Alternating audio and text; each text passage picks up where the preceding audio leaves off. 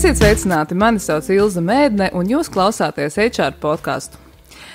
Šodienas sarunu veltīsim jau ilgi un daudz aprunātai tēmai - izdegšanai. Pēc pandēmijas tāda sajūta, ka pasaule slīkst arvien dziļākā depresijā, viss paliek arvien tumšāk, lasot pētījumus un vispār skatoties to, kas pasaulē notiek, tad ir tāda sajūta, ka tiešām pasaule skumst, izdeg, un jā, mēs par izdegšanu runājam daudz, taču jāsaka, ka pārāk maz, manuprāt, tiek darīts, lai mēs paši apzinātos savus izdegšanas iemeslus, lai mēs katrs individuāli un arī organizācijas patiešām tā reāli iespringtu uz pārmaiņām un patiešām apzinātos tos reālos iemeslus, kāpēc tā mēs ļaujam sev vilni aiz viļņa sagaidīt, ka mēs sabrūkam, nevis balansēt un apzināti strādājam ar sevi. Un interesanti, pavisam nesen skatījos vienu Deloitte pētījumu, kurā 91% respondentu atbildēja, ka izdeg paaugstināta stresa dēļ. Tad šodien arī parunāsim par to, kas tad ir tas paaugstinātais stress, kā tas rodas, no kurienes, kāpēc tas izpaužas citiem individuāli dažādi un atšķirīgi. Un lai arī pamatā izdegšanas jautājums tiek skatīts saspringta un stresaina darba kontekstā, un daudz par to tiek runāts organizācijās. Šodien mēs noteikti paskatīsimies arī uz izdegšanu kā uz tādu dzīves sastāvdaļu dažādās dzīves jomās. Jo šodienas viesis pie manis ir zinātņu doktore Marija Ābeltiņa. Sveika, Marija! Jā, sveika un sveicināt visi, kas klausās. Man ir ārkārtīgi liels prieks pirmkārt, ka tu esi atkal pie manas podkāstā jau 3. reizi, un šajā reizē tu esi kā zinātņu doktore. Pastāst, Marija, ko nozīmē būt zinātņu doktorei un kas ir mainījies, tavā ikdienā, lai arī tas darbs milzīgais ir paveikts jau kādu laiciņu atpakaļ. Varbūt tu vari paskatīties, ko nozīmē būt zinātņu doktorei psiholoģijā, ja? Jā, psiholoģijā. Man savulaik ļoti patika viens mēms, jo, kad tu studē, tev vajag nelielu humoru devu, un es biju parakstījusies arī uz kaut kādiem tādiem mēmu kontiem dažādos sociālos tīklos, lai kaut kā sevi uzmundrinātu. Un tur bija uzrakstīts, ka cilvēki domā, ka tu esi ļoti gudrs, piemēram, vai vēl kaut kas, ja, bet realitātē tu esi ļoti, ļoti uzstājīgs. Turpat bija bišķi nepieklājīgi tas uzrakstīts. Ka, lai kaut ko izdarītu tādā zinātnes kontekstā, ir jābūt ļoti lielai apņēmībai, ļoti lielai uzstājībai. Tāpēc, ka ir jāpārmaļ patiesībā abnormāls informācijas avotu skaits, ir jāmēģina to visu salikt kaut kādā sistēmā, un turklāt vēl atrast kaut ko, kas nav jau 100 reizes pierādīts, un tā kā visi jau par to zina. Ja? Un lai kamēr tu to atrodi savu nišu, un turklāt, kas man vēl bija svarīgi, ka es vēl pa ceļam neizdegu, jo man likās, tas būs tā kā kauns pa visu ģīmi, ka tu raksti par izdegšanu, un beigās tu esi izdegusi, un visiem stāsti, tās studijas bija tik briesmīgi, ka es vairs nevaru izturēt, neatgādiniet man. Hipotēze piepildījās. Jā. Es šito ļoti negribēju, tāpēc es vēl mēģināju, tā kā saprast, kas ir tas, kas man rada arī prieku tajā visā procesā.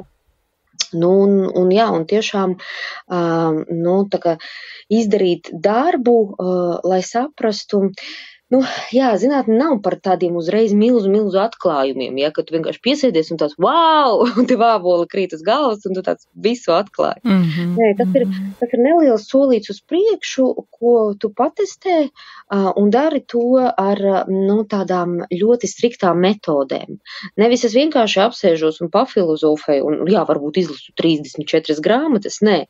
Es izlasu, 3000 zinātniskos rakstus, un mēģinu saprast un arī strukturēt savu domāšanu ļoti atbilstoši, lai tas patiešām būtu kaut kas, uz ko var paļauties. Jā, tas ir varbūt maziņš solīts uz priekšu, bet ka tas atšķiras zinātni varbūt no autoritātēm.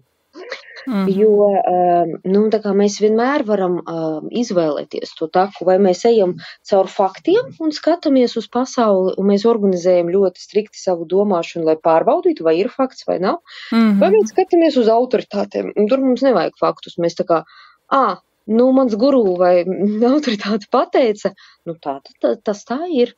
Vai arī, ja es pati iedomājos, ka esmu autoritāte, ja es pateicu, nu, vai ja manā ģeniālā galvā kaut kas ir ienācis prātā, wow, jā, nu, tā kā es to, nu, tā kā tomēr man ļoti patīk tas zinātniskais pieejams, un viņš, nu, tā iemāca varbūt domāt tādā, nu, specifiskā veidā, bet man viņš patīk. Jā, viņš nav panacēja, viņš nav ideāls, un arī, nezinu, strādājot ar organizācijām vai ar cilvēkiem individuāli, protams, ka es nevaru iedot garantiju, ka tagad būs 100% garantija. Nu, nē. Nu jā, jo tu esi zinātņu doktors, un ja tu tā pateici, tad tā ir. Man šķiet ļoti interesanti, ko tu pati tikko pateici. Tad šīs divas izvēles, sekot autoritātei vai zinātnei, un es arvien vairāk sevi pieķeru pie domas, ka man ļoti patīk tas zinātnes pieeja, jo cik mēs daudz arī šo pēdējo 2 gadu laikā redzam, kur visu laiku tiek liktas atsauces uz to, ka zinātne, jo autoritātes mēdz mainīt savas domas, autoritātes mēdz kļūdīties. Mēs esam tikai cilvēki. Protams, arī zinātnieki ir cilvēki, bet skatoties to, ko dara zinātnieki, tas jau ir tāds principā mūža darbs, nu, kam tu esi tagad piekritusi, ka tu ej un pēti kaut kādu vienu jautājumu vai veic kaut kādus eksperimentus vai piedalies kaut kādos procesos, kas pamazām, nu, teiksim, maina kaut kādu to vienu mazo nišu vai kaut kādu vienu problēmu. Man tas šķiet ārkārtīgi aizraujoši. Nu, ne visiem tā droši vien liksies, bet man šķiet tas būtu pareizāks ceļš. Jā, viņš ir ļoti interesants, un, protams, ka var pieslēgties lielajām zinātnieku komandām, kas jau ir lielu ceļu izgājuši, un tā kā, ja tur ir daudz smadzeņu, ja tur arī tie lecieni patiešām ir lielāki.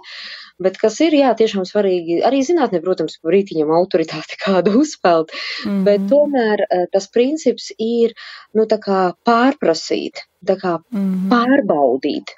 Nu, un arī jebkurš, piemēram, zinātniskais raksts, arī, nu, tas, kas man bija jādara, jāpublicē zinātniskie raksti tādos izdevumos, kas ir iekļauti, nu, tādās datu bāzēs, kas, nu, atbild par kvalitāti. Nu, nevis vienkārši kaut kur izdot viņu, bet tas nozīmē, ka kāds ir pārlasījis, es pat nezinu, kas tas ir par cilvēku, jā, tas nevienam netiek teikts, kāds to visu pārlasa, nu, tā kā pilnīgi neitrāls cilvēks no citas valsts, jā, un tā tālāk ir redaktori, un protams, ka, ja tu to nopublicē, pret to var, nu, kaut kādu attieksmi vai savu viedokli izpaust jebkurš, no jebkura, nu, tā kā pasaules malas, nu, kas angļu valodu saprot, jā. Angļu valodā. Un tas, man liekas, ir tas foršākais, ka tas dialogs visu laiku turpinās. No visām pusēm tomēr.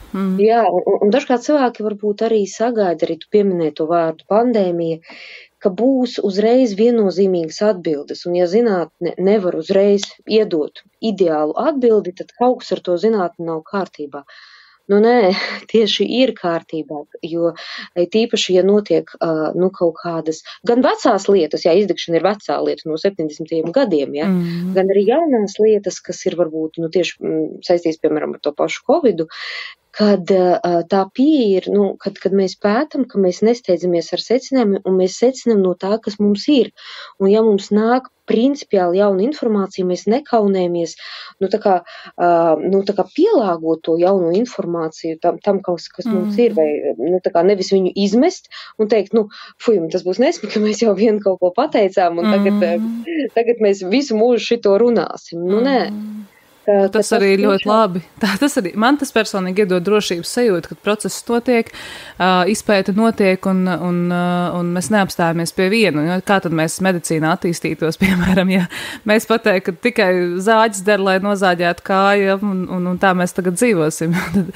Tad šajā gadījumā tas ir skaisti, ka ir progress. Tas, laikam, ir tas, kas mani ļoti iepriecina. Un man prieks, ka tu esi viena no zinātniecēm Latvijā, kur var ielikt savu kāju pasaules durvīs un teikt, hei, man arī ir viedoklis, jā, un tad arī Latvijas dati un Latvijas situācija kaut kādā ziņā tomēr tiek iekļaut arī pētījumos un kā resurss. Tā kā, nu, es ļoti priecājos par to, ka tu to esi paveikusi un apsveicu tevi.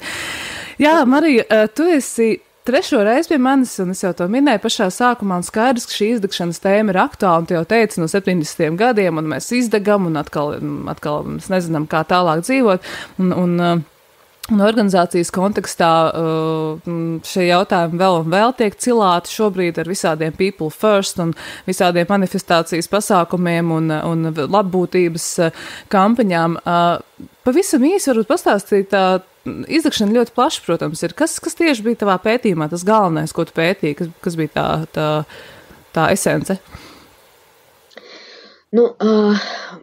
Es šoreiz piegāju, protams, ka man, ja mēs skatāmies uz izdegšanu, viņu aizvien definē caur darba kontekstu. Jā, ir pētnieki, kas saka, varbūt paskatāmies arī citos kontekstos, piemēram, jaunās māmiņas vai cilvēki, kas pieskata, vecāka gada gājuma, radiniekus. Tā aprūps. Jā, ka tur varbūt mēs arī kaut ko līdzīgu ieraudzīsim, bet pagaidām, tāda nostāja ir, ka mēs to tomēr nošķiram, un ka tas ir darba kontekstā, bet, protams, ka arī darba kontekstā mēs varam skatīties uz dažādām lietām, kas ir darba apstākļi, tas ir, tāda pirmā lieta, tad ir, vadības stils, dažādos darba apstākļos, un tad ir, protams, ka arī pats cilvēks ar savām īpašībām, īpatnībām, savu tādu iekšējo pasauli, kurš iebūvējās, tajā darba vidē ar to vadītāju vai vadītājiem, kas tur ir. Un es šoreiz pievērsu uzmanību tādai lietai, ka cilvēki var izdegt dažādi, un tā kā skatījos varbūt uz tām individuāliem ceļiem, kas ar mums notiek, ja mēs iekāpjam dažādās vidēs vai vienādās vidēs, un kas tad ir, vai mēs tiešām izdegam vienādi, jo ļoti ilgstoši ir bijis priekšstats, ka izdegšana visiem notiek vienādi, taču man, tāda intuitīva no sākuma tā sajūta bija, bet, kamēr tu neesi pārbaudījis, tu nevar ticēt līdz galam tai savu intuitīvu. Ne. Un es vienkārši pati skatījos uz sevi, uz cilvēku stāstiem par to, kas ar viņiem notiek, un man kaut kā bija tā sajūta, bet, tas ir dažādi. Un es biju ļoti, ļoti priecīga arī atrast, tādā zinātniskā literatūrā, varbūt tas nebija, kā tagad moderni teikt, mainstreams vai galvenais virziens, kā uz to skatās, bet viņš bija pietiekami jaudīgs, lai es viņu paņemtu un pārbaudītu, vai tas modelis ar 3 dažādiem ceļiem, vai viņš arī Latvijā tā kā parādās. Jā. Un parādās. Kas ir tie 3 galvenie ceļi? Jā, viens no tiem ceļiem ir, viņi saucās tāds fanātiskais veids. Okay. Un viņš pats par sevi runā, kad mēs realitātē saskaroties ar stresu, tas, ko mēs darām, mēs iesaistamies vēl vairāk, lai to visu atrisinātu. Izklausās ļoti kolosāli. Tā kā ir stress un cilvēks risina malacis. Bet tur ir tas āķis, ka tas tajā vārdā fanātiski, ka tas tiek pārspīlēts un tas tiek izdarīts uz savas veselības, garīgās, fiziskās veselības rēķina.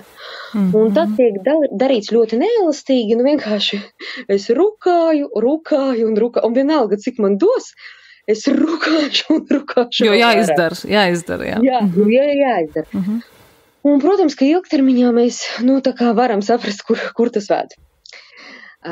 Un šie cilvēki, viņi patiesībā visbiežāk arī netiek noķerti no tādas klasiskas izdegšanas viedokļa, jo viņiem vēl aizvien deg tās acis un liekas, viņš vēl kustās un dara, tad jau vēl nav izdegis. Un arī pašam cilvēkam tā liekas. Un otrs veids ir, kad cilvēks sevi, es gribētu teikt, ka neizmanto savus resursus, ka cilvēkam, patiesībā viņš nīkuļo tādā garlaicībā, monotonā darba vidē, kur tas stress varbūt nav tik ļoti jaudīgs, bet viņš rūtās no tā, ka mani talanti, manas spējas, nekas netiek no tā īsti realizēts, Un es vienkārši pildu kaut kādu funkciju, kā tāds robotiņš kaut ko tur daru, bet patiesībā man tas viss jau, tā kā līdz kaklam ir. Un trešais tāds visklasiskākais, ko visi arī visvairāk arī atpazīt, kad es vienkārši vienā brīdī jūtos bezspēcīga tikt galā ar to ārējo stresu, kas man gāžās virsū. Un man ir sajūta, ka man darba vieta mani nenovērtē, nepamana, mani nedzird, un tāda cīnīšanās ar veidzirnavām sajūta, ja. Un tas ir visbiežāk, ko cilvēki saka, kad, kā mēs esam pieraduši, kā viņi runā par izdegšanu, ka es nevaru, viss ir slikti, tā kā vadība mani nedzird, kolēģi nesaprot, varbūt kāds saprot, bet kāda tam ir jēga, tik un tā tas viss mūžīgi vilksies, un tāda, tiešām bezcerība un bezspēcība, ja, caur tiem vārdiem cilvēks ieiet tajā izdegšanā. Un, un, protams, kā mēs redzam, tas stress var būt ļoti dažāds, ja, un mēs ļoti dažādi viņu iekšēji pārstrādājam. Un tas, ko es mēģināju vēl izpētīt, jo man arī patīk tā kliniskā puse visam, paskatīties, kā tad es varu, piemēram, palīdzēt vienam, otram vai trešam cilvēkam, ja viņš pie manis atnāk, ko es varu piedāvāt, tā kā, lai to situāciju kaut kā uzlabotu, jo viens ir iet no organizācijas puses, bet otrs tomēr arī, cilvēks pats var daudz ko darīt vai, pieņemt kaut kādus svarīgus lēmumus savā dzīvē, jā, un kas ir tas virziens, kur man viņš būtu jāpabīda. Tas bija viens tāds trešais jautājums. Un par to mēs droši vien mazliet vēlāk arī par tiem risinājumiem, ko tad organizācijas var darīt un ko tu kā individuāls atbalsts, teiksim, tieši kā psihologs vai psihoterapijā, ko mēs varam darīt, noteikti šim te pieskarsimies. Bet man ieinteresē tas mērķis bija paskatīties uz to, vai individuāli mēs izjūtam šo stresu atšķirīgi, un te uzreiz grib pieskarties pie šī Deloitte pētījuma, tiem 91%, kuri saka, jā, man stress ir nepārtraukti, es izdegu tikai tāpēc, ka man darbā ir pārāk augsts stress, un jau visi tie tevis minēti iemesli par neizpildāmiem termiņiem, ka vadītājs nedzird, organizācija man nesaprot un tā tālāk, bet kāpēc tieši, kas ir tie iemesli, kāpēc mēs izjūtam šo stresu atšķirīgi? Es gribētu teikt tā, ka, protams, ka stress ir gan objektīvs, gan arī tas, kā mēs viņu uztveram, kas ir mūsu iekšējais filtrs. Un šīm divām lietām, protams, ka ir jāsaliekās kopā, jā. Un vēl mēs neizdegsim, jā. Tur vēl ir jābūt tam, ka tas viss notiek hroniski, jā. Jo, protams, ka jā, pat ir objektīvais stress, bet viņš beidzās, labi, mēs esam noguruši, bet mēs atjaunojamies un viss ir kārtībā. Bet ja tas turpinās hroniski un arī, ja mums ir tādas neveiksmīgas stresa pārvaldīšanas stratēģijas, jā, tas arī iedod savu artavu tajā, ka mēs patiešām arī izdegam. Un šī te stresa uztvere un neveiksmīgās stratēģijas, ja, stresa uztvere vispār ir mūsu atbildības zona, neveiksmīgās stratēģijas visbiežāk sadalās puse uz organizāciju, puse uz pašu cilvēku. Un, protams, ka tā kā katrs no mums tā kā ir kaut kāda robeža, kur mēs varam teikt, šis ir stress, ko izjutīs lielākā daļa cilvēku. Ja? Un, protams, ka ir organizācijas un organizāciju kultūras, kur pārstrādāšanās vai kaut kādi neiedzīgi termiņi un tāda, tā kā, nezinu, sulas spiede, ja, kur izspiež visu no tevis un pēc tam meklē citus darbiniekus, ja, ir tādas vides. Viņas ir gana toksiskas un es teiktu, es nebrīnītos, ja, ka 90 vai cik tur cilvēku procenti tādā vidē teiktu, tas vienkārši ir neizturami. Tad visticamākais, ka tas ir neizturami. Es par šo smējos, sakot, ka ir divas organizācijas, vienas, kuras liek people first, ja viņas rūpējās par cilvēkiem, otrs people first, tas ir pirmos mēs nobeigsim cilvēkus. jā, diemžēl ir.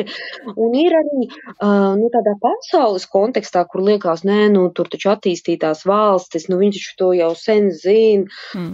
Arī tur tas grābeklis vēl aizvien tā kā darbojās, jā, jo ātrā peļņa vienmēr visus cilvēkus, man liekas, ir ļoti piesaistījis. Un tad ir tā otra puse, kad varbūt tā vide, nemaz nav tik ļoti briesmīga. Jā, termiņi būs visur, bet ko es ar viņiem izdaru iekšēji, jā, vai es gadījumā nedubultoju vai netridubultoju to ar savu attieksmi pret sevi, pret to, kā ir jārisina problēmas, kas ir jādara, Un, protams, ka tur ir arī mūsu individuālās atbildības zona, ja, un tas nereti, izveidojās, diemžēl izveidojās, atkal jau jāsaka bērnībā, jā, izveidojās tā attieksme pret darbu, attieksme pret atpūtu, attieksme pret dzīves balansu, jo mēs to vērojam gan skatoties uz saviem vecākiem, uz vecvecākiem, mēs to redzam caur skolas prizmu, jā, caur attieksmi, ko mums dod, ko mums tā autoritāte. Jā, un arī, tā kā, kas ir tas, par ko mūs arī slavē, jā, kas ir tas, kur uzvedību atbalsta, jā, vai mūžīgo strādāšanu, vai tādu sabalansētu, uzvedību, vai kas tas ir, jā. Un līdz ar to mēs izveidojam to paraugu, kā tad ir jādzīvo, kas tad ir jādara, kas ir jāpiecieš un kas nav jāpiecieš. Jo nereti, toksiskumā vēl ietilpst, piemēram, vardarbība darba vietā, ja? Un tad ir jautājums, būs cilvēki, kas esot tik toksiskā vidē, pateiks, stop, kas te notiek, jā, lūdzu izbeidziet. Un ja tas netiks pārtrauks, viņi teiks, ziniet ko, pat ja jums ir brīnišķīga alga uz redzēšanos, es netaisos, sabendēt visu savu dzīvi un aizies prom, un es pārliecināti arī atradīs labu darba vietu. Bet būs tādi, kas, paliks ļoti ilgstoši.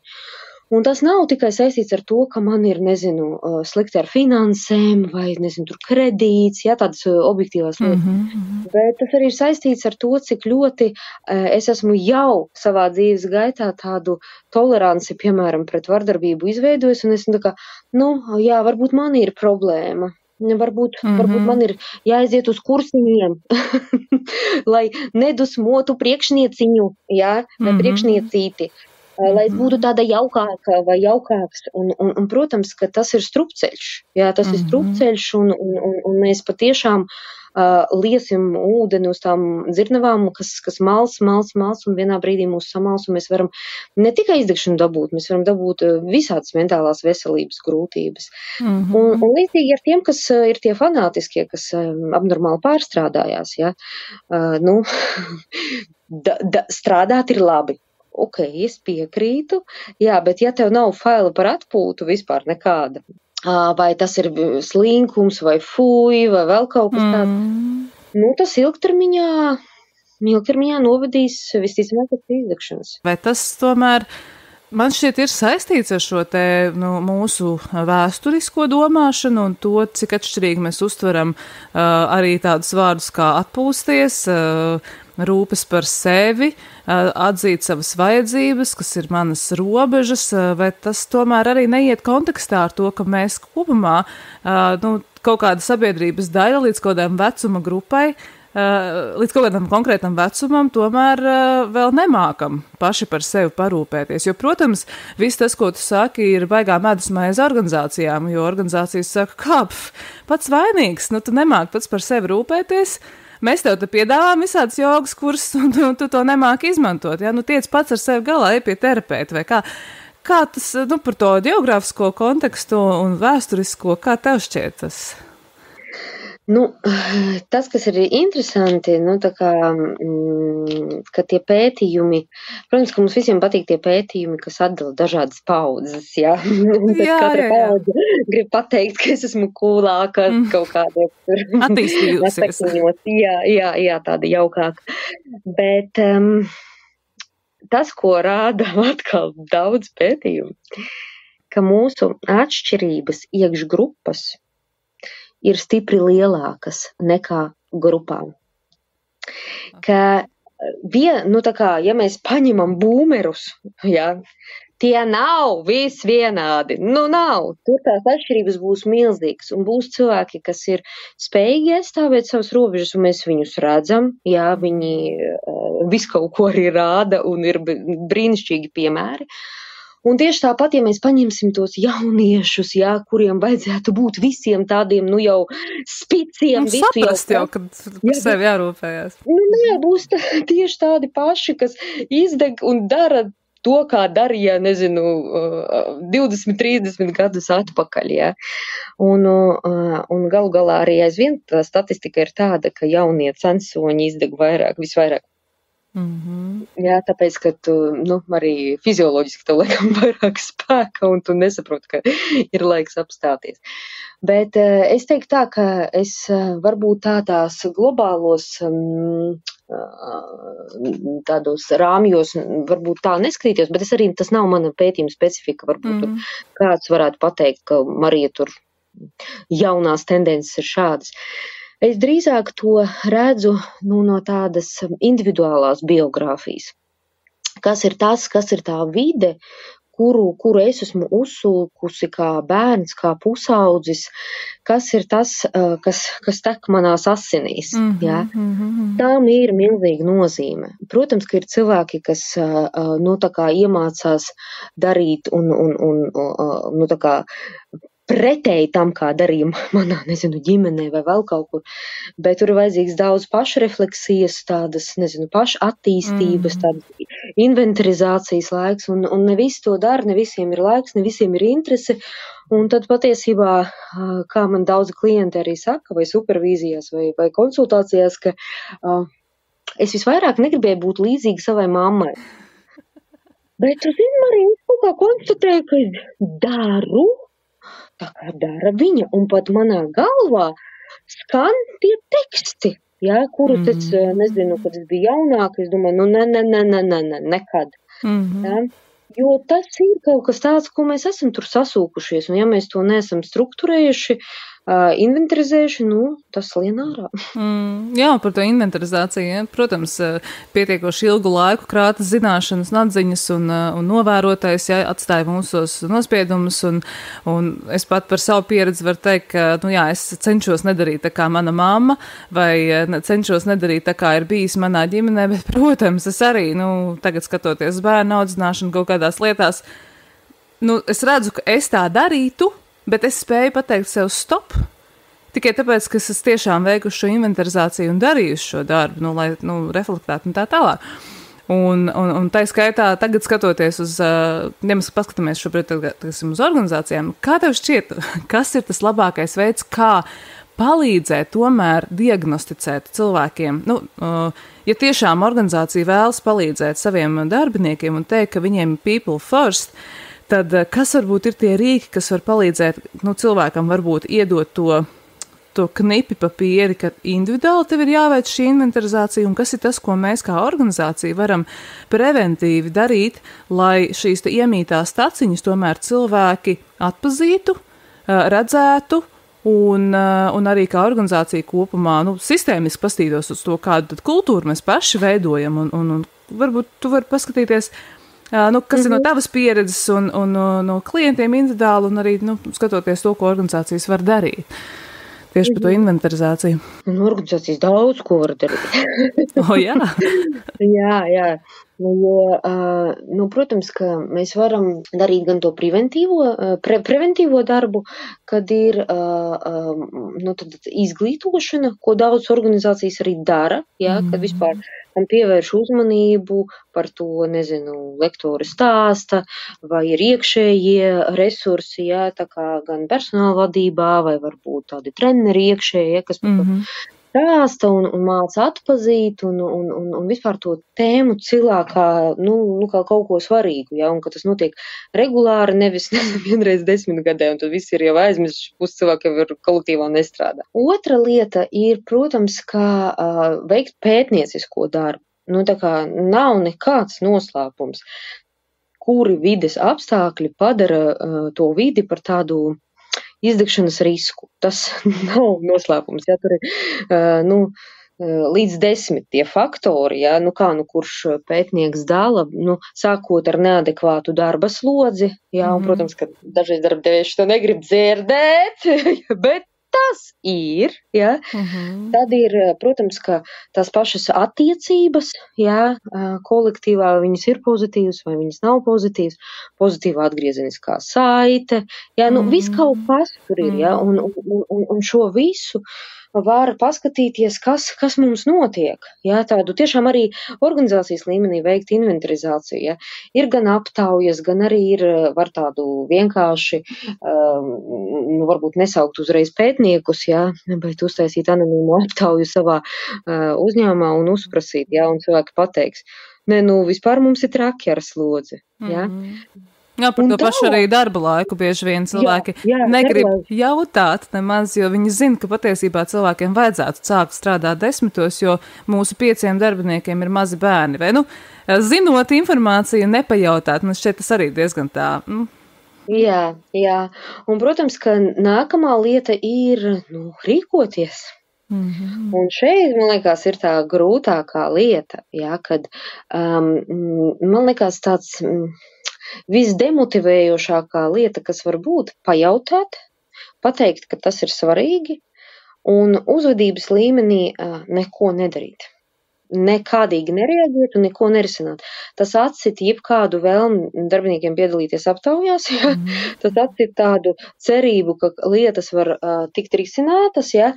Tāpēc tā rīcība ir ļoti būtiska un patiešām, tāda gatavība arī kaut ko mainīt no savas puses. Un, liekas, šis pandēmijas laiks vienīgais tāds viņa plus, ko es redzu, tāds liels trekns, ir šis, hibrīda darbs vai attālinātā darba iespējas, kad daudz organizācijas, ka tas nav iespējams. Izrādījās ļoti daudz, kas ir iespējams.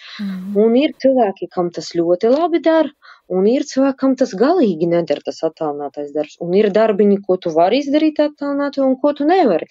Un man liekas, ka šī spēja to dažādību saglabāt, ja, ka viņi ir ļoti svarīgi, tā elastība, ka man šķiet, ka tas ir lielākais tāds organizāciju izaicinājums, tā elastība, ka tu nevari piedāvāt vienu risinājumu visiem. Tas būtu ļoti kolosāli, ja visiem viens risinājums, un visi ir laimīgi, visi aiziet uz jogu. Vai pie psihoterapeita.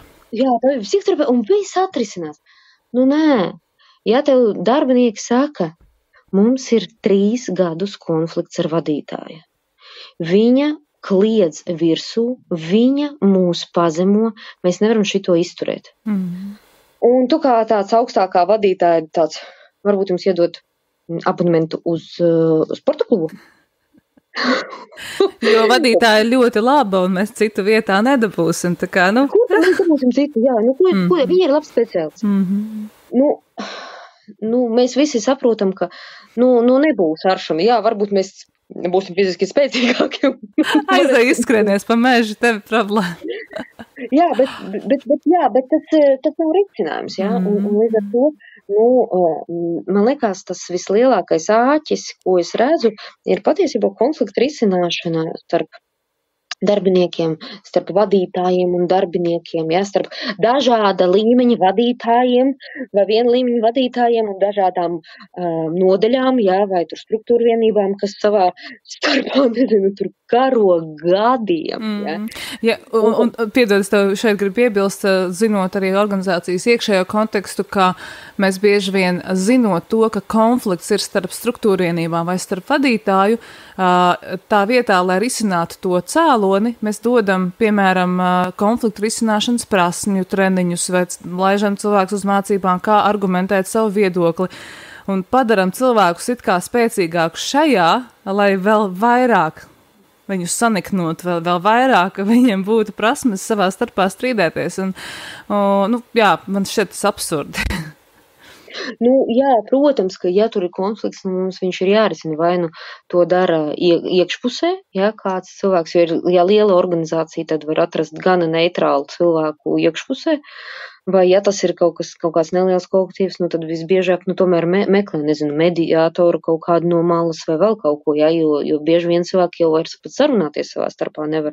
Un tad ir jautājums par to produktivitāti, ja, tomēr jebkura organizācija, viņa ir, lai sasniegtu kaut kādu mērķi, ja, biznesā mēs gribam peļņu, tur, valsts pašvaldībā mēs gribam izdarīt kaut kādus projektus, lai ir kaut kādas, kaut kāda konkrētās lietas izdarīts, ja, un kā mēs varam, ja mēs neatrisinam tādas elementārās lietas, tāpēc tas, ko organizācija var darīt, šo te pamanīt un ar šo nebaidīties rīkoties. Bet, protams, ka, man liekas, mūsdienās ir arī šī te individuālā perspektīva paņemt arī tādās labās organizācijas redzeslokā, kad ir vai savs vietējais, organizācijas psihologs vai kaut kas tāds, vai ir iespējas dažreiz organizācija saka, izskatās, ka 99% cilvēki saka, ka ar darba slodzi ir ok.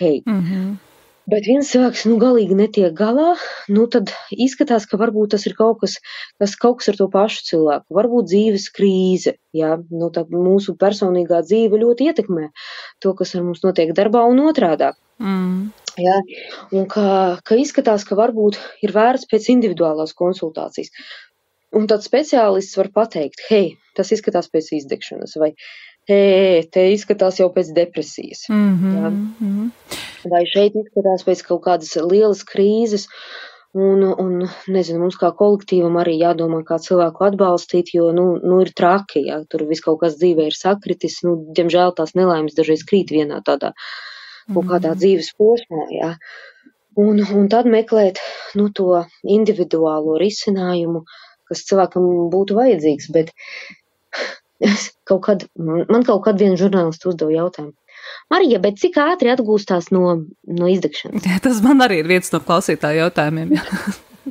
Un es, protams, ko tu dari cilvēks, tu googlē. Googlē pārastos tekstus, meklē zinātniskajās datubāzēs un tā. Un nav nemaz tā, ka tev kaut kur rakstīta atbilde tā lieliem burtiem. Un tad pavisam nesen es kaut ko lasīju citu, kaut kādu rakstu, tādu apkopojošo. Un pēkšņi es redzu, kur ir tās atbildes. Tās atbildes ir dramatiskas. Ja tā situācija ir aizlaista kā tāda hroniska un tā izdegšana ir gan smaga, tad gads pusotra cilvēki bieži vien saņem tādu palīdzību, lai atgūtos. Jā, un ir cilvēki, kas var paralēli strādāt, ir cilvēki, kas īsti nevar paralēli strādāt.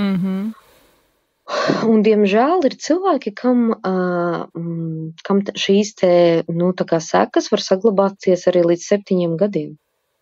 Un tas ir ļoti dramatiski, jo es arī skatos, ka pēdējā laikā ļoti populāri visi šie te retrīti un sevis atrašanas kūres un garīgie skolotāji, kuri tev sola, ka viņi palīdzēs tev novērst nogurumu no dzīves un tā tālāk. Tad, tu atbildēji to, ka ko arī man bieži vien klienti uzdod, cik ilgi man vajadzēs to darīt un tā. Tas nenozīmē, ka 7 gadus tev jāiet tur coachingā vai terapijā, bet tev jārēķinās, ko es parasti saku, jo vairāk tu esi investējis tajā, lai izdegtu, jo vairāk tev būs laika jāinvestē, lai tu varētu atgūties. Un nereti tā ir karjeras maiņa, tā ir pilnīgi dzīves maiņa. Un darba devējiem, šis, domāju, ka pietiekoši tāds nopietna atbilde, lai mēs tiešām padomātu par to, ja cilvēks saka, ka viņš ir izdedzis un viņam vēl ir tā diagnoze, tas nozīmē, ka principā mēs pazaudējam darbinieku. Mēs nevaram nereaģēt uz šiem te signāliem. Bet varbūt paskatoties tādā individuālā līmenī un arī atkal paskatoties, ko dara organizācijas, kas varbūt ir tādi pirmie signāli. Mēs esam daudz runājuši par izdegšanu un tā tālāk, bet lai šis paliek tajā mūsu epizodē, kas varbūt ir tie pirmie signāli, kas tad ir jāņem vērā? Viens, kad mums ir aptaujas, ja mēs saņemam no cilvēkiem šīs te atbildes, kas notiek mūsu organizācijā, ja mēs to vēl neesam paši pamanījuši, bet ko mēs varētu novērot ikdienā no cilvēku rīcības un ņemot vērā arī tagad, ka bieži vien mēs neredzam šos cilvēkus dzīvē. Kas ir varbūt tie indikātori, ko tu kā arī strādājot ar individuāliem klientiem dzirdi, redzi, jūti, piedzīvo? Te mums jāņem talkā to, ko mums saka Pasaules veselības organizācija. Un viņa balstās uz Kristīnas Maslakas, tādas pētnieces teoriju par tādiem trim tādām dažādām simptomu grupām, jā, kas parādās. Un viens no pirmajiem, kuru pat daži pētnieki uzskata, ka viņu vajag izcelt kā galveno, ir šis te nogurums vai izsīkums, drīzāk izsīkums, ja? Jo nogurt mēs visi varam, un tas ir normāli, un tagad pie katra noguruma mēs tiešām neklieksim, ka mēs esam izdeguši, bet izsīkums, tas nozīmē, ka es nevaru atgūt resursus. Nu, ka es daru tās lietas, kas mani piepilda, un varbūt retrīti mani piepilda, un es eju un tā, un tad pēc retrīta nākamajā dienā, kā nebija. Jāiet uz darbu.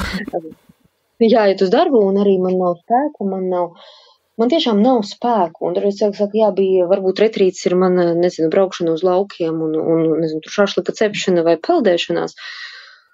Bet es nevaru dabūt atpakaļ spēkus, jā. Tas ir tāda ļoti spilgta pazīme, un, protams, tās neveiksmīgās stratēģijas, ko tad es sāku darīt, jā. Ja es pamanu, ka es aizraujos ar tādiem īstermiņa neveselīgiem risinājumiem, kā kafiju tonnas, saldumu kaudzes, alkohols, jāsāk glāzi vīna vakarā. Jā, obligātā, un tad man uzdeva tādu puslitrīgu glāzi, un tā aizvien ir tikai viena glāze, ja, nu tāda sevis bišķi mānīšana, ja, un, protams, ka dažreiz cilvēki to jūt caur galvas sāpēm, muguras sāpēm, kurus nevar izskaidrot ar citām lietām, ja, nu, kur skaidrs, ka nav nekāda, jā, citas diagnozes, bet kaut kā man visu laiku tā galvas sāp, ja. Tas ir tāds ļoti spilgs pazīmes, ko pats cilvēks arī var pamanīt. Un tad, protams, ka otra pazīmju grupa ir saistīta ar šādu, nu, tādu aizkaitinājumu, tādu negatīvu attieksmi pret darbu, pret kolēģiem, pret klientiem, cinisku attieksmi nereti, nu, kad es kļūstu tāds bubulis, ja, un varbūt es no sākuma pat nepamanu, bet man varbūt kolēģi vai mainieki saka, kas notiek? Nu, tavi joki visu laiku, nu, tā kā, tas sāp, ja? Vai es arī pati pamanu, ka, nu, kad, nezinu, es pasaku cilvēku, vai nāk klienti, un vienīgais, ko es pie sevis domāju, kāpēc viņi nāk, ko viņi vajag, ja?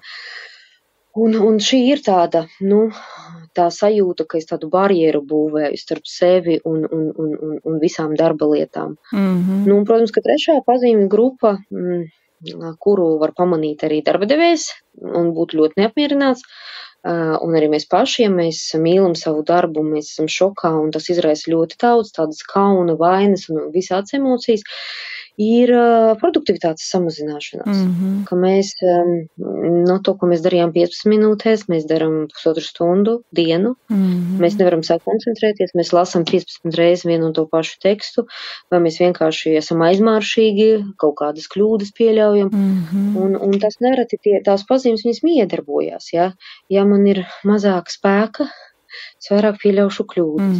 Ja es vairāk pieļaušu kļūdas, es varbūt vairāk būšu aizkaitināta. Pārdzīvošu. Un ja es vairāk pārdzīvošu. Un ja es pieļaušu vairāk kļūdas, tad es visticamākais vairāk laika veltīšu, lai viņas labotu.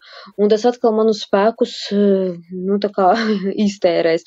Un tad es maļos pa šīm 3 pazīmju grupām, un viņas paliek vienkārši visu laiku intensīvākas. Tas nav tā, ka man uzreiz ir totāls spēku izsīkums, es nogāžos. Ja, bieži vien tas ir drīzāk pie tāda Covida sekām, ja, ko daudz cilvēku šobrīd varbūt pat neatpazīst, ja, tas garais Covids, kad tu vienkārši izslimo, un pēc tam tev nav spēku vispār.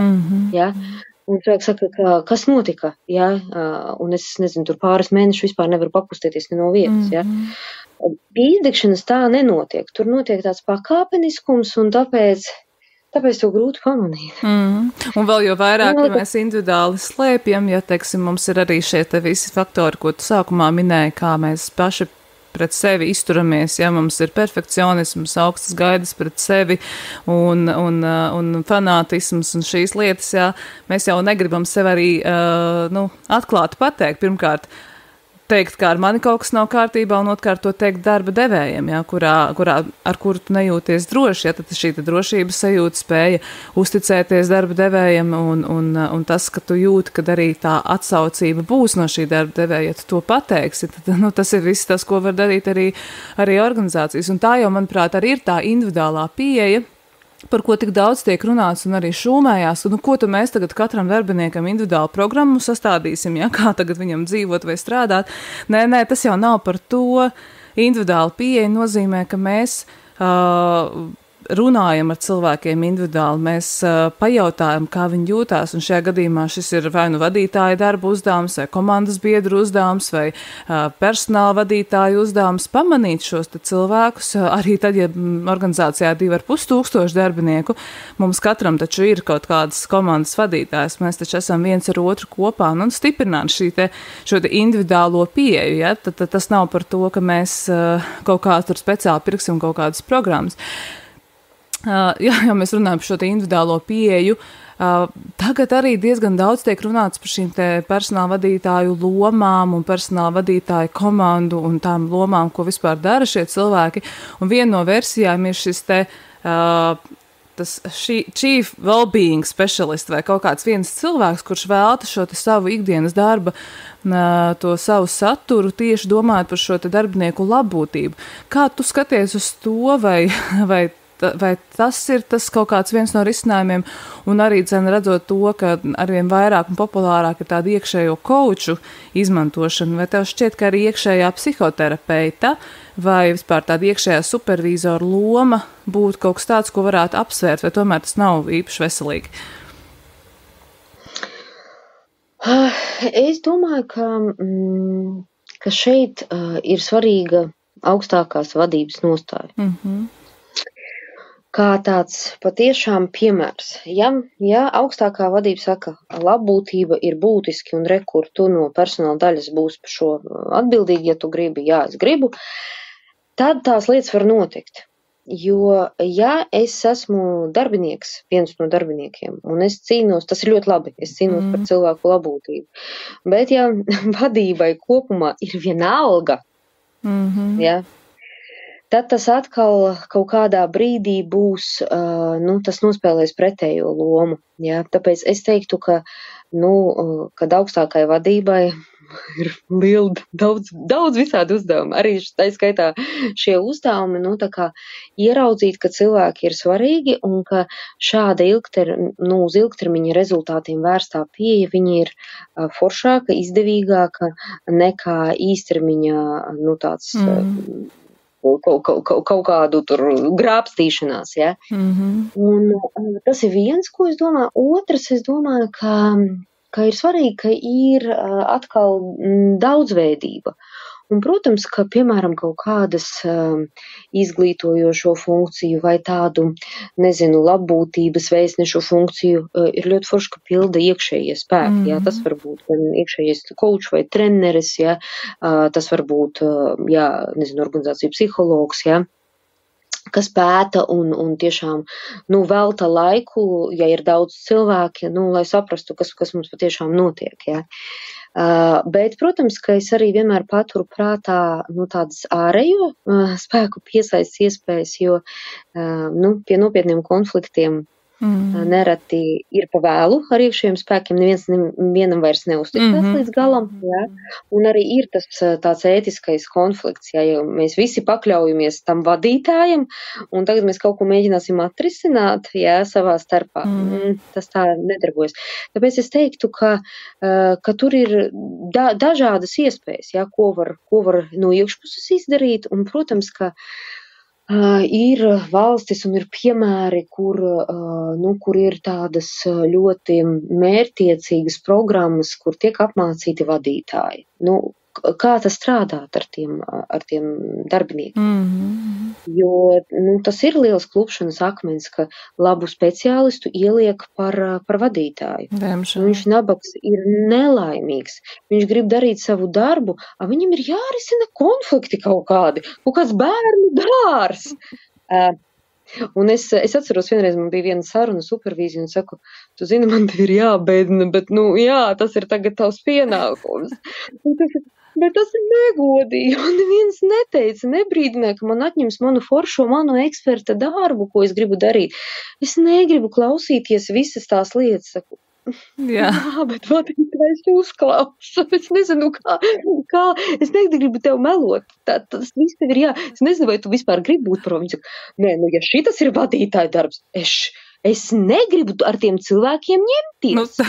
Tad tev jau ir stāsts par to, vai vispār tu esi sapratis, kas būs tava loma organizācijā. Un jau tā ir pavisam tāda maza lieta, bet kā mēs nesen ar vienu arī HR ekspertu runājām, ka viņi saka, tās kļūdas tiek pieļautas tik tādās mazās lietās, kuras ietekmē tik lielu vispār to procesu, un šis ir viens, ko tu nosauc, ja iecelt labu speciālistu par vadītāju, tu pazaudē 2 darbiniekus un 2 lomas vienlaicīgi, un neizskaidrojot cilvēkam, kas būs viņa pienākumi, vai vispār, varbūt iedodot viņam iespēju, paēnot, paskatīties, kas tā vadītāja ikdiena vispār ir, ko viņš dara, viņam ir jārunā ar cilvēkiem, viņam ir šī individuālā pieeja, viņam nav jāsēž tikai Excelī vai kabinetā, viņam jāredz, kā cilvēki jūtas, ja viņš neredz viņus, tad viņš viņiem zvana, vai, lai vispār diagnosticētu, kas ar šo cilvēku notiek. Tā kā tādās mazās lietās, es domāju, ka mēs jau te pamazām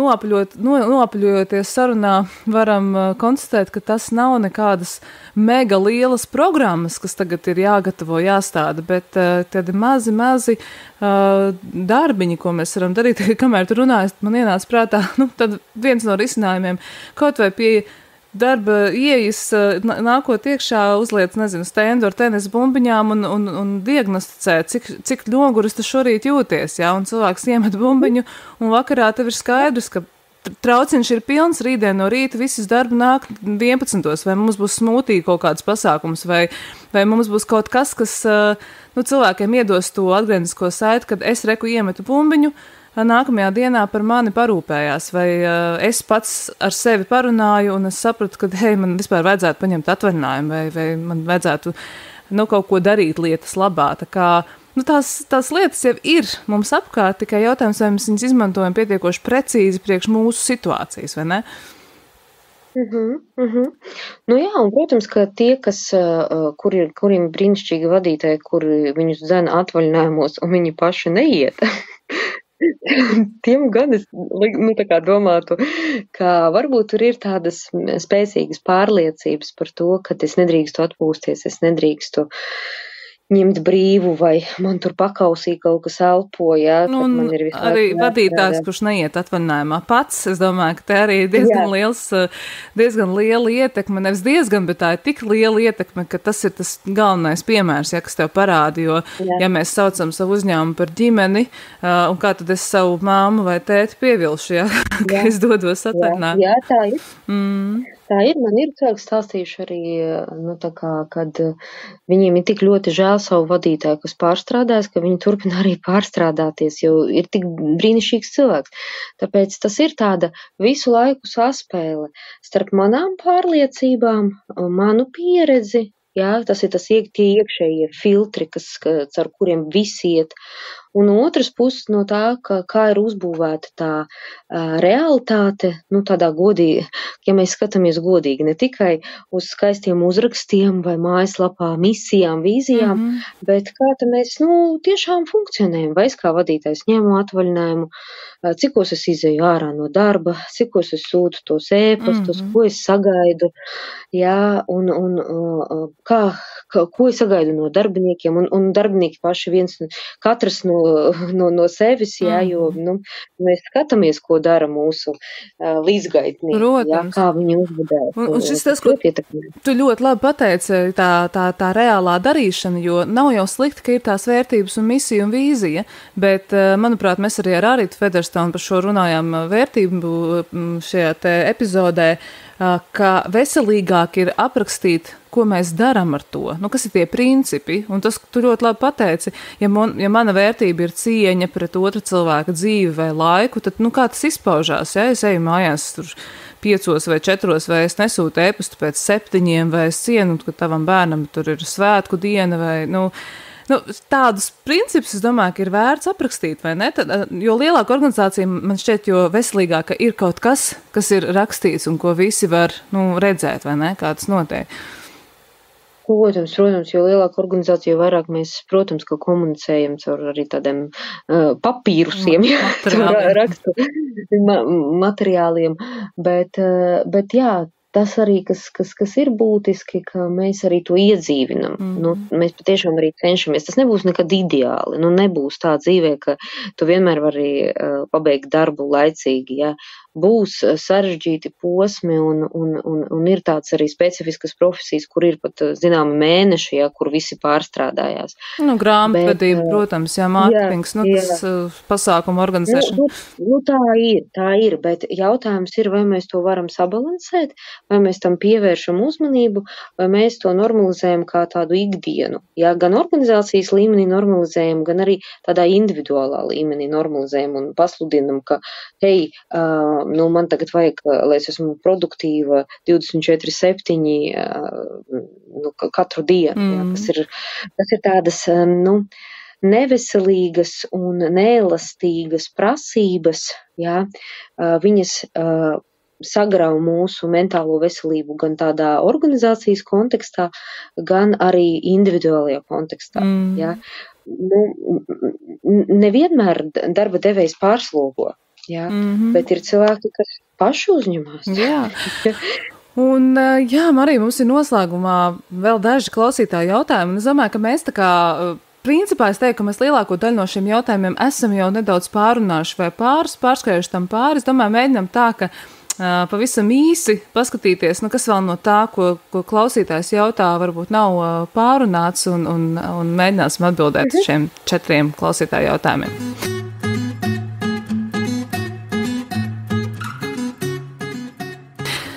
Pirmais no jautājumiem patiesībā bija jau tu pieskāries šim te jautājumam par, un Evija jautā, kā tad ir, kā Pasaules veselības organizācija definē šo te izdegšanu, tad pamatā tas ir profesionālajā vidē vai arī, piemēram, šīs te jaunās māmiņas vai, ja mēs ko pieminējām, vai, jāsteikt, man īpaši aktuāli, bet kopumā vispār cilvēki, kuri veic šo te aprūpas funkciju vai šo te rutinēto kaut kādu darbu pie lielas slodzes, stresa un atbildības, kā tad īsti ir? Tad izdegšana, principā, ir klasificēta kā tāda darba vai arodas slimība, ko mēs varam, teiksim, iekļaut un ārstēt. Nu, notiek milzīgas debates, vai iekļaut viņu pie mentālās veselības traucējumiem, un šobrīd nav iekļauts. Domāju, ka iekļaus, bet neiekļāva. Viņi tiešām ir pie tām sūdzībām, kas ir saistīts ar darba vidi. Ja? Ar darba vidi, un tur ir tas, ko es nosaucu, tās 3 pazīmju grupas. Ja? Diemžēl tādu kā mentālās veselības diagnozi viņu nevar uzlikt. Viņu, protams, ka var uzlikt kā sekas tādam neveiksmīgam stresam darba vidē, bet es saprotu, ka tāda maiņa no vienas kategorijas uz citu, šobrīd gan tādā zinātniskajā līmenī, gan es saprotu praktiskajā līmenī, tur ir diezgan jaudīgas debates, kur vēl var ilgi stāstīt, bet es tagad neiedzirdēšu. Pavisam īsi, kas ir tas lielākais, tas clash, tas ir kaut kādu 2 zinātnieku viedokļu nesakritība vai kaut kādas, kaut kas nav īsti saprotams, kas ko ietekmē vairāk, vai tā ir, vai darba situācija vairāk ietekmē izdegšanu, vai tomēr dzīves problēmas, kas tur ir iemest? Nē, tur ir tādu zinātnieku grupu. Tas nav 2 zinātnieki. Tas tā ir domāju. Grupu, jā, tāda teorētiskais, varbūt tāds kautiņš. Ir zinātnieku grupa, kas saka, ka nevajag mums izdegšanu vispār. Viņu, tā kā sauksim to par depresiju darbā. Ka ir jau depresijas jēdziens, un tajā var iekļaut arī izdegšanu. Un tie, kas pēta izdegšanu, saka, bet kā tu iekļausi izdegšanu depresijā, jo depresija ir visaptverošs stāvoklis, bet pie izdegšanas bieži vien vēl ir tā, ka tu atpūtas laikā tu piekļūsti iekšējiem resursiem, tu vari papriecāties, tu vari izbaudīt lietas. Pie depresijas tas tā līdz galam nestrādā, ja? Un tas ir tas, par ko ir tie lielie strīdi. Un tāpēc man arī kaut kādā ziņā patika šī pieeja ar dažādiem veidiem, jo mēs redzam, ka tur nav tikai tādi, kas vairs nekamā neiesaistās un ir ļoti depresīvi, ja, kas mēs domātu tie, kas jūt to bezspēcību, tas trešais pavadiens, ja, kā mēs nokļūstam līdz depresijai, līdz izdegšanai, bet tur vēl aizvien ir tie, kas ļoti iesaistās darbā, ja, un viņus vispār tu nevari kā depresīvus noraksturot, ja, viņi skrien, nāk un lec un vēl darās, bet viņiem ir milzīgs izsīkums, jā. Un tāpēc tas ir tāds viens no saturiskākiem, lielākajiem tādiem strīdiem.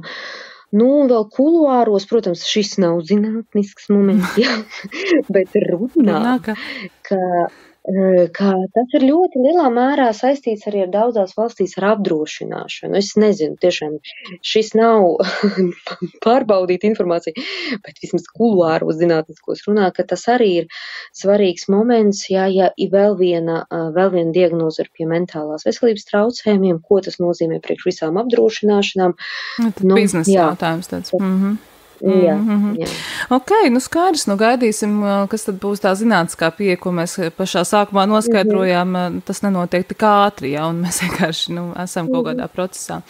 Labi, nākamais jautājums ir no Anetes, un Anete jautā, tad droši vien mēs tā pavisam īsi varam atbildēt, ja viņa kā vadītāja redz, ka viņas darbinieks ir totāli izdedzis, viņš ir noguris, pārguris, ciniski joko par visu, ko vien var pajokot par visiem klientiem, iesmēja, bet viņš pats neatzīst to, ka viņš ir izdedzis, un viņa kā vadītāja grib palīdzēt viņam. Kas ir tas, ko viņa varētu darīt, vai kaut ko taisīt, organizēt grupā, vai, ja tās individuālās sarunas ir bijušas, un viņš pats saprot, ka viņš, neko viņš negrib darīt, kas ir tas, ko var darīt?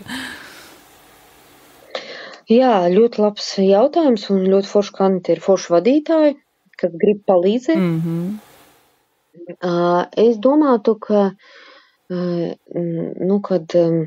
kad bieži vien ir vajadzīgas vairākas sarunas, jo cilvēkiem ir grūti atzīt kaut kādas savas neveiksmes vai neizdošanos, un izdegšana nav kaut kāda izdošanās, ar ko lepoties.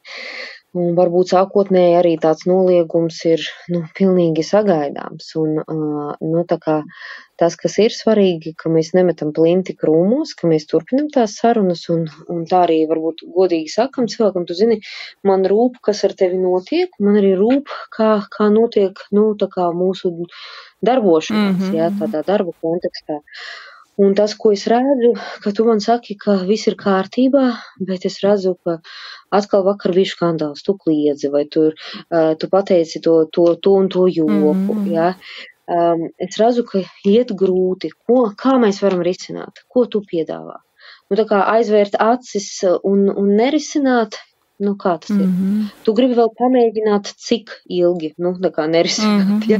Tā kā, ka mēs izdomājam arī to kaut kādu kompromisu vai vienošanos, vai arī, nereti varbūt cilvēks nav gatavs runāt ar vadītāju, jo viņš grib vadītāju acīs būt stiprs un tāds varošs. Varbūt šajā gadījumā tā personāla daļas cilvēks ir tas labākais, ja, kas pasaka, kuram vieglāk varbūt atzīties, vai kāds cits. Dažreiz tie varbūt nav formāls vadītājs, bet tāds, neformāls līderis, ja, kas parunā ar cilvēku un saka, klau, bet, aiziet pie speciālista, tas nav briesmīgi, jā, un tā kā iedrošina, jā, jo tur varbūt ļoti daudz lietas, kas slēpjās, un, jādabūna tas kontakts. Ja tu dabūni ar to cilvēku kontaktu, viņš jau pateiks, ka, nezinu, man likās, visi tie psihologi ir traki, jā, un tad tur būs viena saruna, jā, vai tas cilvēks pateiks, ka, tā kā, nezinu, ka viņš jau iet, patiesībā viņam, vienkārši bija kauns atzīties, jā, vienkārši tas paņem laiku, jā, tur var ļoti dažādi tā saruna pavērsties, tāpēc es domātu, ka ka mums vajadzīga uzstājība un kontakts. Ja mums ir tās divas lietas, tad viņas ir, un, protams, ka diemžēl ir cilvēki, kuri, pilnībā atsakās no palīdzības, piemēram, arī ir cilvēki, kas lieto alkoholu, un tu viņu pieķer, un tu ar viņu runā, un viņš atsakās, tas arī ir kaut kādā brīdī tāda, robeža, ko mēs nospraužam, cik ilgi mēs runāsim un cik ilgi mēs, ļausim cilvēkam pieņemt to lēmumu. Jā, es arī domāju, ka tāda, jāļauj arī, jāļauj otram cilvēkam uzņemties atbildību par savu dzīvi, jo, ja mēs visu laiku mēģinam kādam palīdzēt, vienā brīdī mēs kāpjam pāri savām robežām, un tas, ka mēs nevaram otru pārliecināt darīt kaut ko, tas tāpat kā otru dzīvi uz sporta zāli, tu patiesībā iegūsi varbūt pat ienaidnieku, cilvēks vienkārši jau ir spriedzē tevi ieraugot, un, ja viņš pats nerīkojas, šajā gadījumā, tur, protams, tie rezultāti var būt dažādi, bet arī cenu vadītājiem nav jāiekrīt tādā upuru lomā ar domu, ka man ir jāizglāb šis cilvēks, tās sarunas ir tas, ko tu saki, tas, es domāju, ka ir tas risinājums, un tad jau tālāk ir tie preventīvie kaut kādi pasākumi, ko var darīt. Jā, paldies. Tad vēl viens no jautājumiem ir, mēs jau mazliet arī pieskārāmies šim, un šeit ir stāsts par to jau pieredzēto izdegšanu, ja Ieva prasa par to, kā turpināt dzīvot, zinot to, ka tu esi izdedzis, ja tev ir šī izdegšanas pieredze, un tu atkal esi nonācis jaunās darba gaitās, bet visu laiku pakausī ir tās bailes, nenonākt atkal turpat. Un varbūt tas pat nolaup kaut kādas iespējas vai uztur spriedzi, pārlieku tādu sevis pieskatīšanu ikdienas darba situācijās. Jautājums ir par to, kā dzīvot un strādāt ar pilnu krūti pēc šādas te pieredzes. Jā, tas laikam prasa to inventarizāciju izdarīt. Jā, kas mani noveda? Vai tā bija toksiska vide, kuru es pārāk ilgi tolerēju un izturēju, un tad ko es daru, lai iemācītos to neizturēt, lai kuras prasmes esmu jau apgūsi vai apgūstu, lai, pastāvētu par savām robežām, un pateiktu, kas man ir vajadzīgs, vai novilkt to robežu un pateiktu, ka šādi pret mani neizturās. Vai tas bija, piemēram, šīs te iekšējās neadekvātās prasības? Jā, manas iekšējās neadekvātās prasības. Kā es atpazīšu, ka tās atkal mani dzen strupceļā? Un vai man ir instrumenti, kā sev apstādināt? Vai man nav tādi instrumenti? Vai kas vēl mani noveda līdz izdegšanai? Varbūt tā bija neveiksmīga apstākļu sakritība, kaut kādas milzīgas slodze ārpus darba, lielu projektu uzņemšanās, un tas bija vienkārši tāds krīzes rezultātā,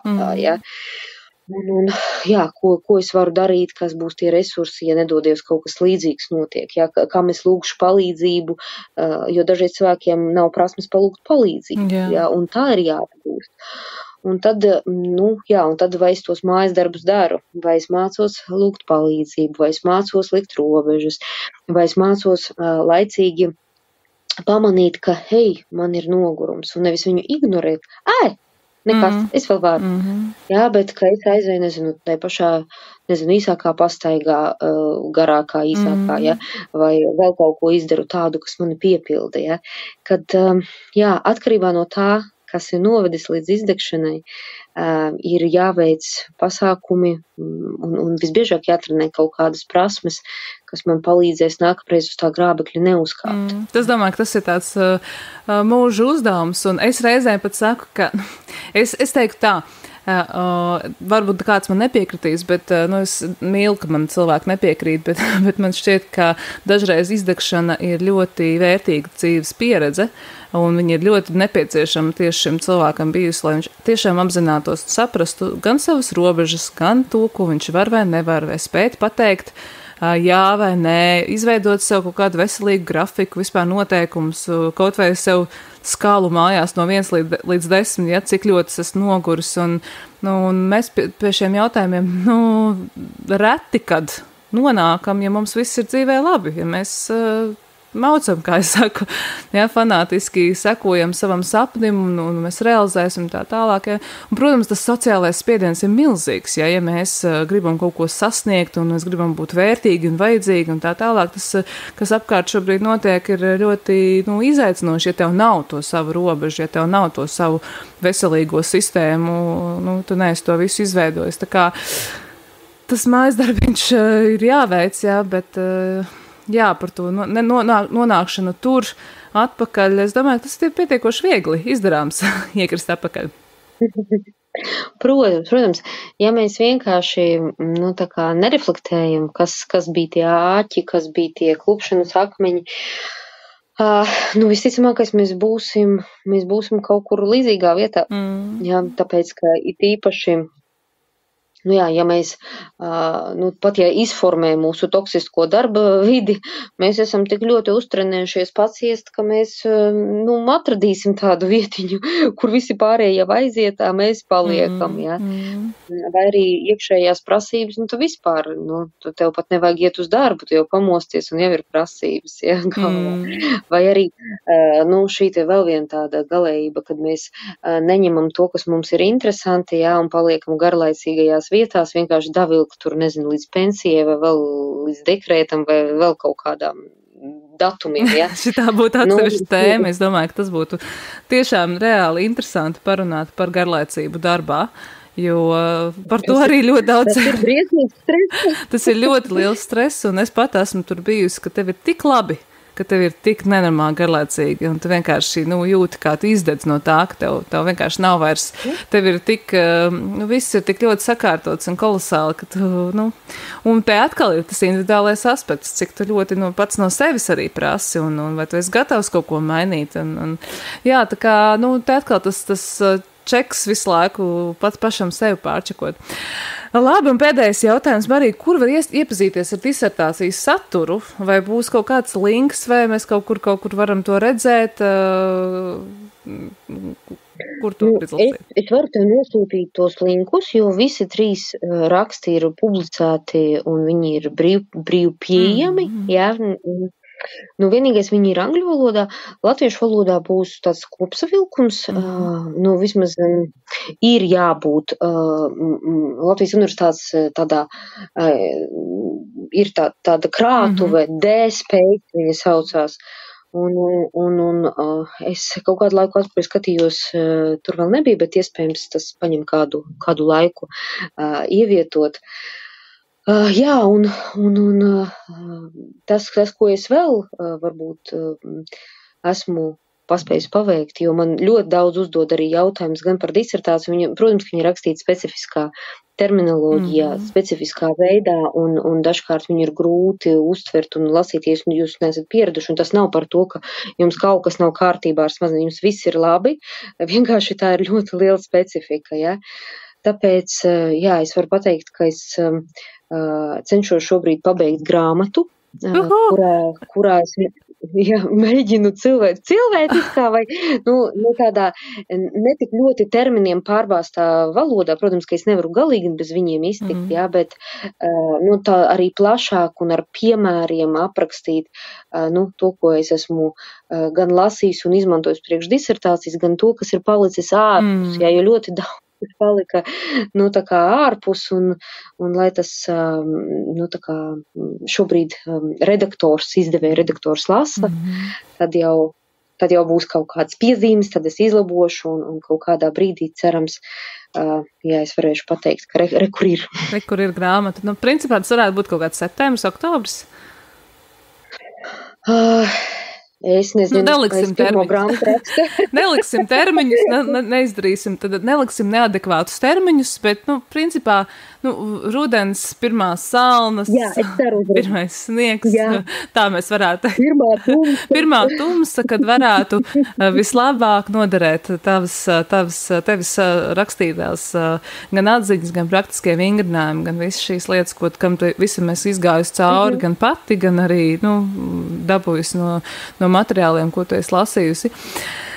Super, nu tad gaidam ar lielu prieku to darbu, ko tu šobrīd jau dari, un Marija, tiešām paldies tev par laiku, ko tu veltīji šai sarunai. Manuprāt, tāda ļoti visaptveroša saruna gan par to, ko nozīmē būt zinātņu doktoram, gan par to, ko vispār dara zinātne, un kā tas atsaucās uz mums ikdienā, un par to ļoti vērtīgo atziņu, par šo te ļoti atšķirīgo individuālo līmeni, kā mēs piedzīvojam stresu, kā mēs viņu izdzīvojam un kā mēs redzam vispār kā mēs vispār sevi redzam un varam redzēt, un kā organizācijas var pašas sevi redzēt un identificēt šīs lietas. Un, manuprāt, šī ir tāda diezgan liela atslēga tajā jautājumā, kā tad mums kopā strādāt, ja mēs gribam būt People First organizācija, nevis tikai pozicionēt sevi un tā nosaukties, un tagad tā ir stilīga, bet tiešām, lai tās rūpes par cilvēkiem būtu patiesas, īstas,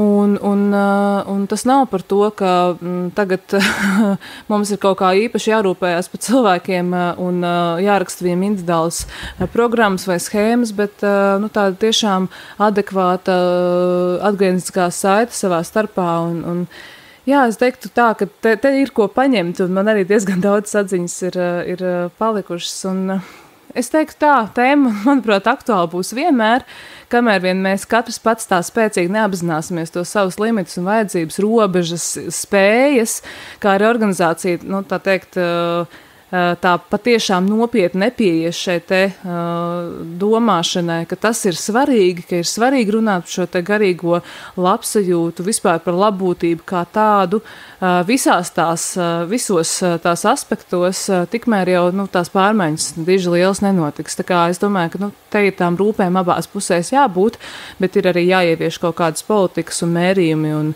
rādītāji, uz ko paskatīties. Tā kā paldies tev, Marija, un lai mums visiem ir laiks atpūtei, izdošanās, lai mums ir laiks reflektēt un kontemplēt par visām savām situācijām un ikdienu, ko mēs piedzīvojam, un tad jau tā ikdiena iespējams mums vairs nebūs tik drūma un pasaule neslīgs tajā depresijas kaut kādā lielajā mākonī, jo viss ir atkarīgs no tā, kā mēs uz tām lietām arī skatāmies no savas perspektīvas.